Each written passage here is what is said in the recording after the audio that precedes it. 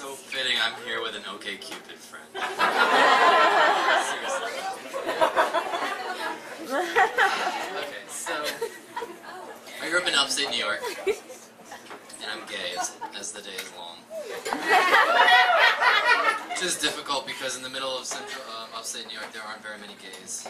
And I went to graduate school in Oregon, which is where a series of epic failures began to sort of take place. I swear to God, 23 to 25 was just epic failures, non-stop.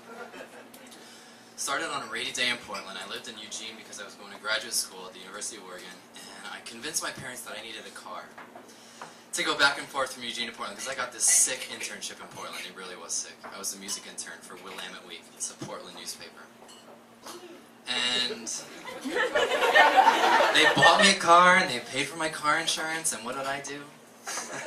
I just pocketed that car insurance money to spend it, you know, out in the town. And I got a little fender bender. I nicked this bitch's sob on her passenger side door, and I say, can't we just maybe settle this on our own privately? We don't have to go to the cops. And she just reamed me through it. I mean, she reported me to State Farm. Oh, man. So I ended up getting my license suspended for a year, and I come back to Red Hook, New York, after failing to fulfill my terminal project at the University of Oregon. Yes, I did not finish my degree. Failure number one. And I continued to go on manhunt constantly, looking for my, you know, my Hudson Valley companionship. And I'm driving. I got a job at the Poughkeepsie Journal writing obituaries. Yeah. And I work at Ruby Tuesdays. And to find meaning in all this, I drive to Prime Time, the most ghastly, horrific, a Hudson Valley gay bar that you could possibly imagine. Like all the horrific, like middle of nowhere gay bar cliches in one. But I go once a month. I can't stop myself. And I'm a pothead, and I'm buying really gross, disgusting pot in Hudson Valley, New York. And I'm smoking weed from my little one-hitter, like all the way to the bar, and like trying to drowning my sorrows, but just enough so I can drive home, you know. So I leave the bar, and I'm doing a legal U-turn.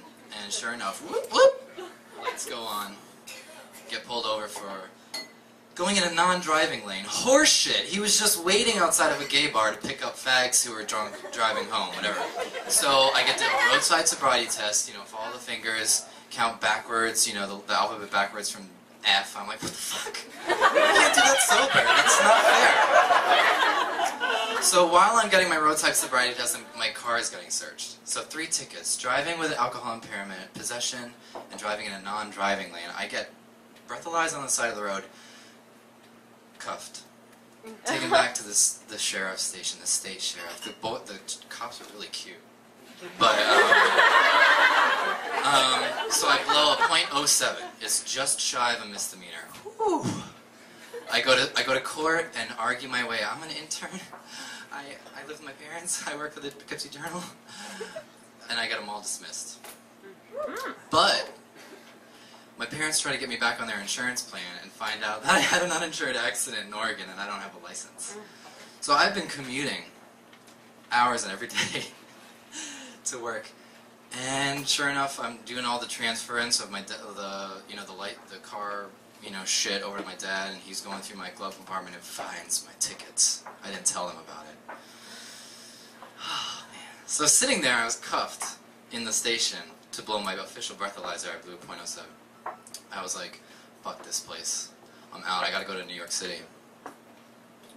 I go to New York City, and I found some roommate on gay.com, and, you know, that was a nightmare too. He put me in a job with United Colors of Benetton, a shitty retail job, which was based on commission that I wasn't making, and he was pressuring me into sex. It was horrific. So I found another job, and then, you know, faded my way out of New York City, but, boy, 23 to 25, just epic failures. Boom, boom, boom, boom, boom. But now I'm in Philly, and I'm totally failureless, so.